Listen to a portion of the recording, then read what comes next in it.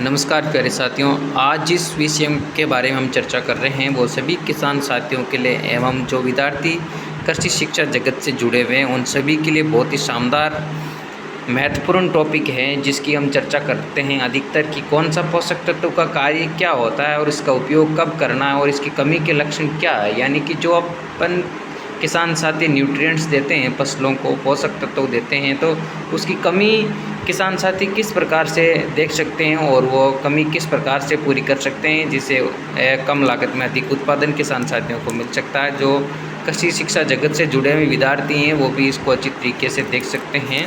तो सबसे पहले अपन बात करते हैं इस बुक के बारे में जो रिव्यू करवा रहे हैं आप सभी को। तो ये एक ऑथेंटिक बुक है जिसमें दिया हुआ है, सर्वप्रथम इन्होंने दिया है कि पोषक तत्व के कार्य एवं कमी के लक्षण। जो हम चर्चा कर रहे हैं वो अपना यही टॉपिक है।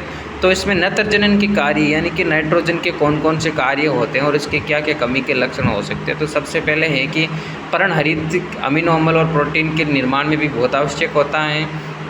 ये जीवदरी की रचना में संगठक होता है और कोशिका का आकार बढ़ाता है। मुख्य कार्य होता है जो कि वानस्पतिक वृद्धि करता है, यानी कि यूरिया पौधे की ग्रोथ बढ़ा सकता है, ये इसका मुख्य कार्य होता है। और इसकी कमी के लक्षण होता है कि नीचे की जो भी पत्तियां होती है वो आपको पीलापन दिखाई देगी।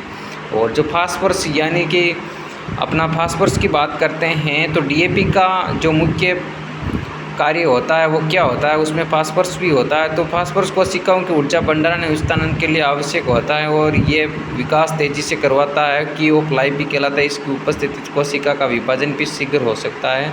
और इसकी कमी क्या है कि कमी के लक्षण, नीचे की पुरानी पत्तियों का रंग हल्का बैंगनी दिखाई देगा, ये इसकी कमी का लक्षण है।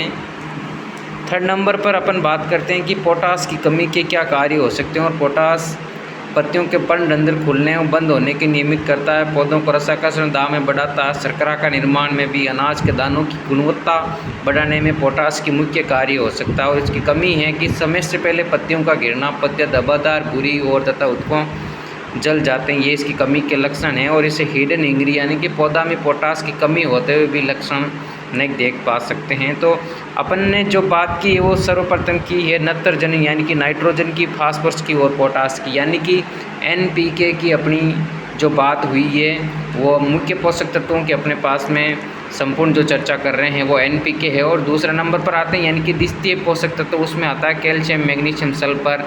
तो इनके भी अपन बात करते हैं नेक्स्ट वीडियो में। अगर जो किसान साथी या कृषि विद्यार्थी अपने चैनल के माध्यम से शिक्षा जगत और कृषि की संपूर्ण जानकारी लेना चाहता है वो अपन के माध्यम से, इस चैनल के माध्यम से आप सभी को उचित रूप से सही जानकारी व सटीक जानकारी आप सभी को समय पर उपलब्ध करवा दी जाएगी। धन्यवाद सभी साथियों को।